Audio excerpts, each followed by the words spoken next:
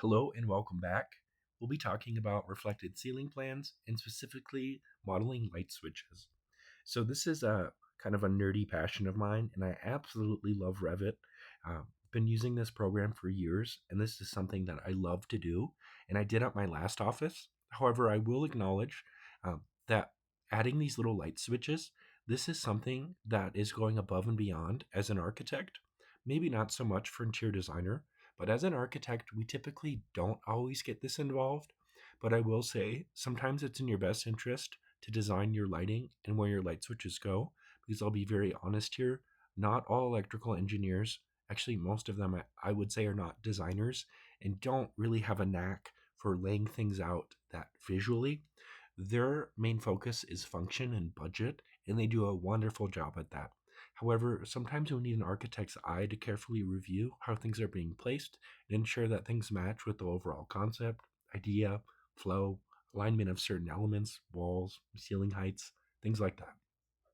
So it's best to take this with a grain of salt. It's a skill that you definitely should know how to use. And if you're working residential by yourself, this is something you definitely will want to know how to do. Okay, so let's get started. And again, as a friendly reminder, this portion of the module is extra credit, and please go ahead and finish your base tasks before doing any extra credit here. So the first thing that I want to do here is I want to get my little money switches, which are essentially our light switches. And if you don't remember what these mean, please refer to my last video in our module series, and I walk you through what those are. So download these. I have my names here, and then simply what you do is you double click into your plan and you go to you go to architecture, component, and then you can type in switch, single, beautiful. I'll hit enter on my keyboard, and I'm going to just draw a dummy one here, just a few of them, just like that. And then you'll notice mine are shown green. Yours will actually be in black. I made those green to make it extra apparent to our students which items are extra credit, because I don't want to confuse you, or if you're not interested in doing extra credit, I don't want to waste your time, because I understand this is going above and beyond. It's a little bit in addition to our learning objectives. Okay, so, and then what I'm going to do next is I'm actually going to go up to annotate, detail line, and then here I'm going to use this squiggle here, the one that looks like a sideways S. Okay, and then I can just start drawing, and it gives me this nice flexible line here.